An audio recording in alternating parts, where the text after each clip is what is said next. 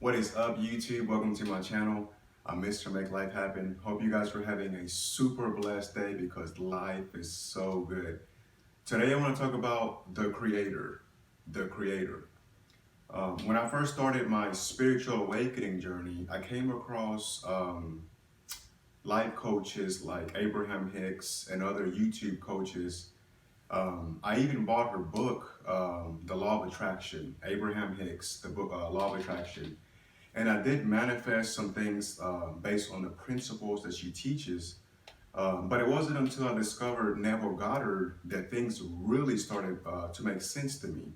Neville Goddard teaches from scripture, and he teaches that the Bible is not secular history, but it is divine history. It was everything that I've been looking for all along.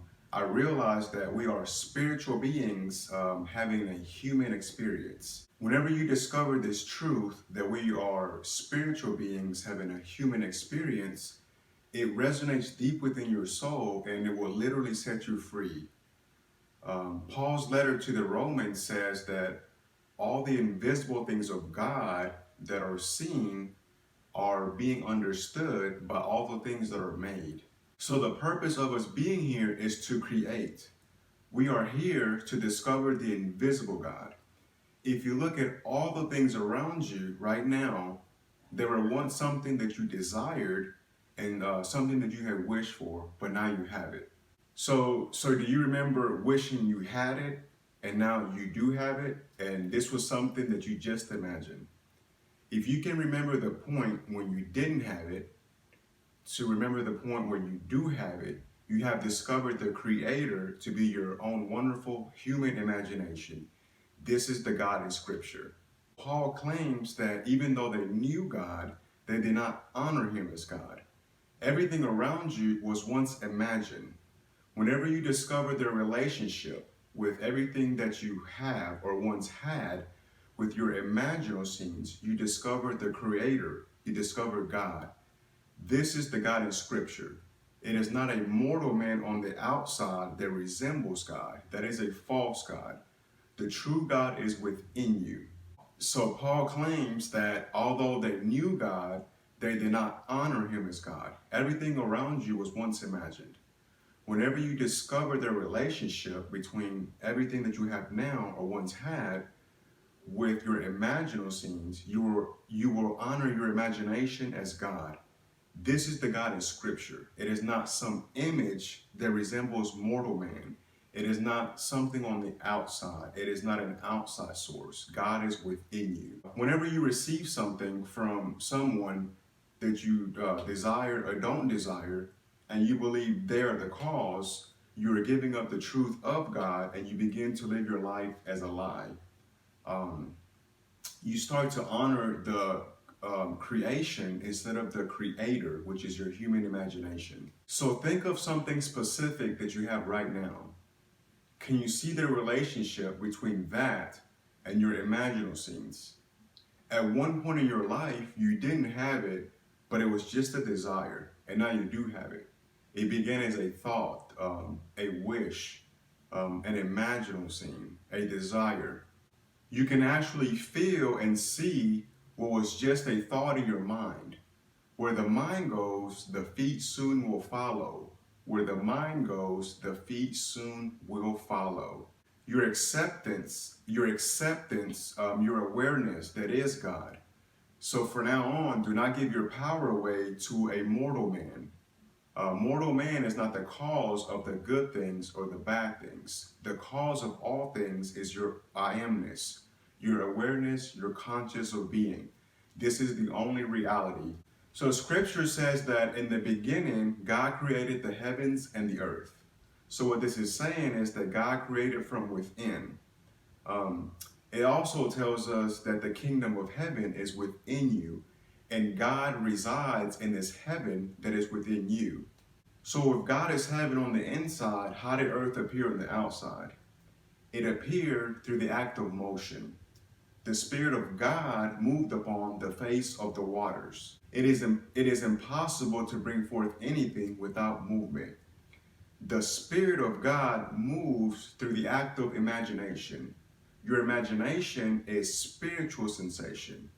Your imagination is spiritual sensation. This is how the Spirit of God moves, through your imagination. So you can actually detect this active movement of imagining by the state that you move, by the states that you move into, based on the assumption that you persist. So if you persist in the assumption of being wealthy, you will cross a bridge of incidents that will lead you to wealth. You will actually see the evidence in your external world, and it will show you that your imaginal scenes have moved in spirit. So if God in Scripture is I am, your consciousness, your awareness of being, that all things are possible to you. So prove this to yourself. Make a list of 10 specific things that you desire. As you start to manifest these things, cross them off one by one. You may manifest some things on the top of the list first, or you might manifest some things on the bottom of your list. But either way, whenever you cross one off, replace it and add another one, and keep track of all the things that you manifested so that your confidence will increase, and then you will actually be able to reflect on it and see that, hey, I was actually the creator of this. My imaginal scenes moved me from one state to the other state.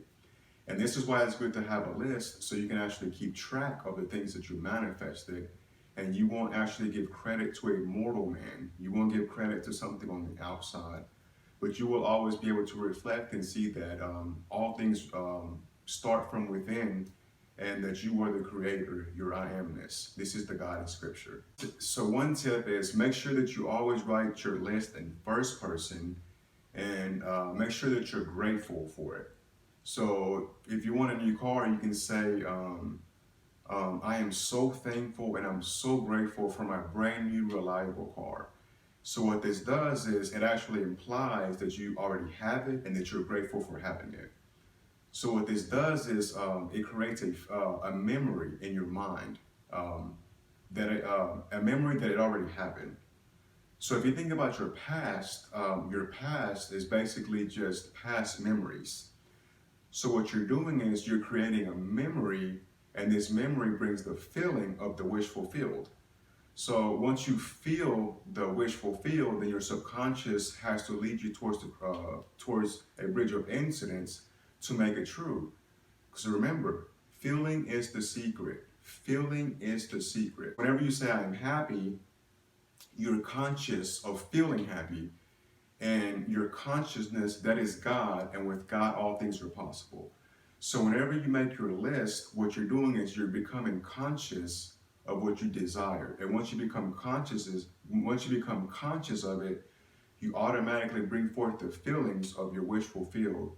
And then once you have that feeling, it is a done deal. The universe will bring forth your desires, and it will deliver. So think about your list. How would you feel if your desire were to be fulfilled?